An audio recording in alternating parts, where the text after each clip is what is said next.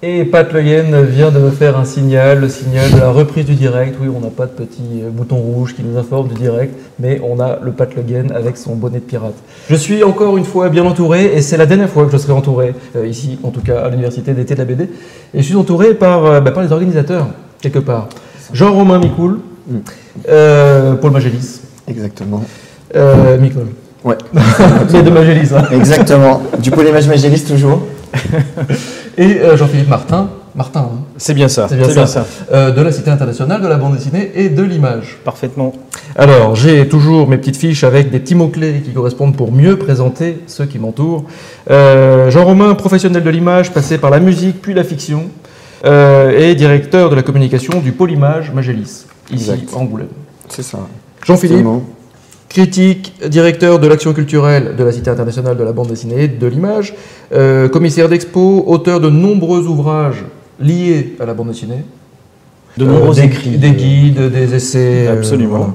Alors, si vous êtes ici, c'est aussi pour clore cette Web TV, pour clore cette deuxième émission de Web TV. Ça fait plus d'1 heure et demie qu'on est en direct sur citebd.org et sur bdo.fr. Et c'est aussi pour dresser un premier bilan d'étape et peut-être commencer à entrevoir l'université d'été, la 6e déjà. Absolument. La 5e. Non, alors celle qui va se terminer est effectivement la 5e. Depuis hier, c'est la 6e. Depuis hier, je dis que c'est la 5e. Donc... On est déjà en train de réfléchir effectivement à la 6e. Alors, qui commence? Jean-Philippe? Un bilan intermédiaire, puisque c'est vrai que cette université qui a commencé hier se terminera demain. Et, donc le bilan définitif, on le tirera plutôt demain. Mais donc après 2 jours de débats, d'échanges, parfois assez intenses, parfois houleux, mais toujours très constructifs, le premier bilan qu'on pourrait tirer, c'est que cette question qui était au cœur de nos échanges, à savoir l'auteur, que parfois on a eu du mal à cerner, dont la définition était assez compliquée à cerner, l'idée était très bonne. Disant ça, je ne nous jette pas des fleurs, mais c'est que très souvent dans les débats, ils sont pas si nombreux que ça autour de la bande dessinée. Finalement, l'auteur est bien souvent le grand absent. On a nous-mêmes péché ici à Angoulême de ce point de vue. Et donc là, c'était très intéressant et très flagrant, précisément, ce besoin ou cette attente du côté des auteurs de pouvoir exprimer, de pouvoir prendre la parole, exposer des problématiques, mais aussi des bonheurs, des joies, à exercer une activité qu'ils ont choisie et dans laquelle ils se réalisent totalement. Donc ça, ce bilan-là que je souhaitais tirer est un bilan évidemment positif. Jean-Romain, quelque chose à ajouter sur le Non, effectivement, c'est quelque chose de positif. Je pense que l'auteur aujourd'hui, sur beaucoup de points de vue, est au cœur des préoccupations. C'est vrai qu'on se rend compte que souvent, c'est un métier qui n'est pas considéré du tout à sa juste valeur. L'auteur, c'est l'origine de toute histoire, quel que soit le média utilisé. Donc l'idée de le remettre au cœur, je dirais, de l'université d'été, je pense que ça aurait presque pu être la première université d'été sur l'auteur, puisque c'est vraiment par celui que commence l'histoire. Donc pour nous, c'était essentiel. C'est vrai que nous, dans nos préoccupations au sein de Magélis, il y a quand même une grande culture de la bande dessinée sur Angoulême. Il y a 150 auteurs aujourd'hui sur Angoulême qui sont répartis dans une quinzaine de collectifs. Donc très clairement, il fallait animer, je dirais, ce côté auteur et comment essayer de mieux définir qu'est-ce que demain l'auteur sera, puisque c'est un statut qui ne cesse d'évoluer et qui, nous travaillons et les accompagnons au quotidien pour que ça évolue positivement.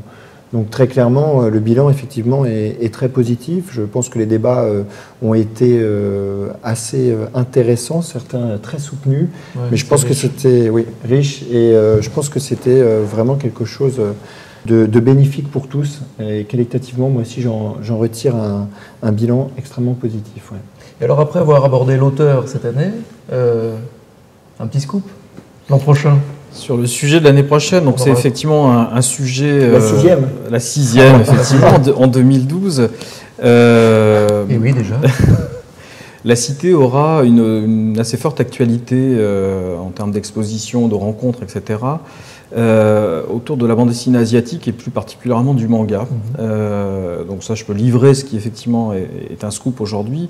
Nous sommes précisément en train de travailler à une exposition qui ouvrira l'été prochain sur l'architecture, la ville dans les mangas, une très grande exposition.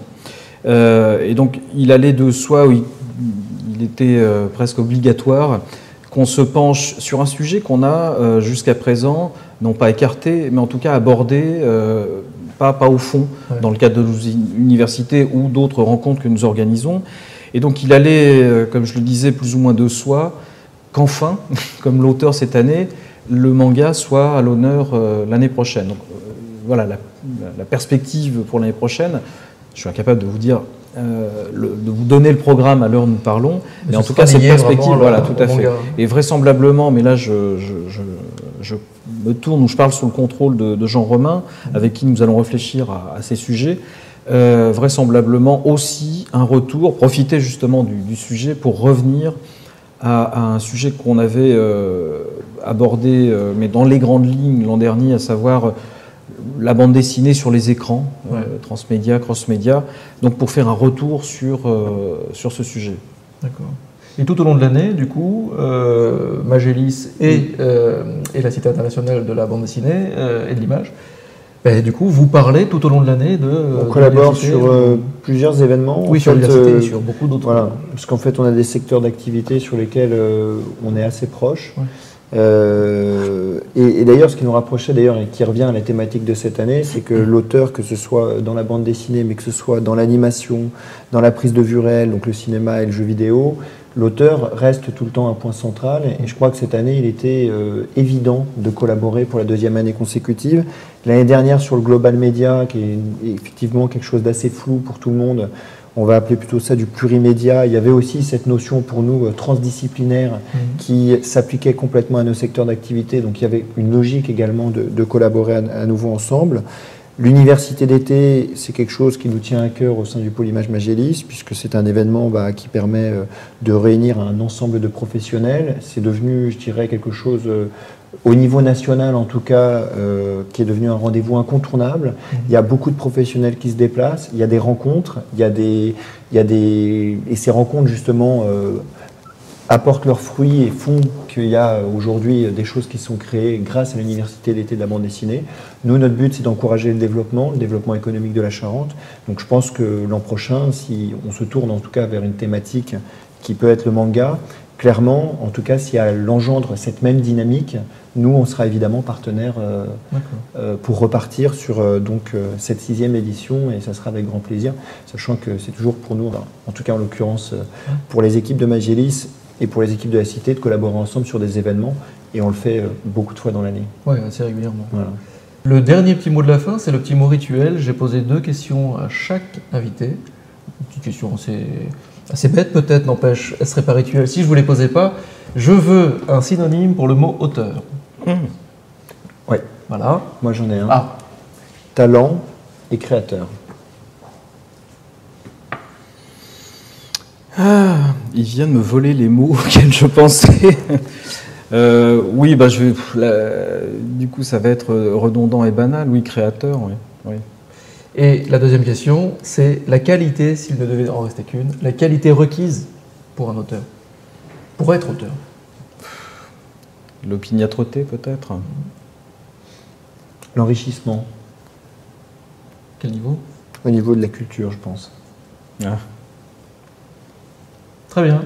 Merci beaucoup, messieurs, de prêter à ce petit jeu. Merci pour cette Web TV. Merci à vous. Et merci pour cette belle université d'été. Merci à BDO. Et vive le manga et vive la prochaine. Manga ou pas, en tout cas. Mais en tout cas, vive la prochaine. Vive la prochaine. Alors là, je vous propose un dernier petit sujet, mais depuis le début, je vous ai un petit peu spoilé. On vous fait un grand cadeau, un grand bonus, une exclusivité mondiale. Mais alors, juste avant, je vous propose un petit sujet, 2 petites interviews, 2 réactions à chaud à la sortie des tables rondes qui ont eu lieu aujourd'hui. Et juste après un cadeau qui aura le sigle d'un certain W. J'en dis pas plus, mais c'est une exclusivité, un lancement mondial dans cette Web TV. A tout de suite, on se retrouve d'ici 3-4 minutes. A tout de suite.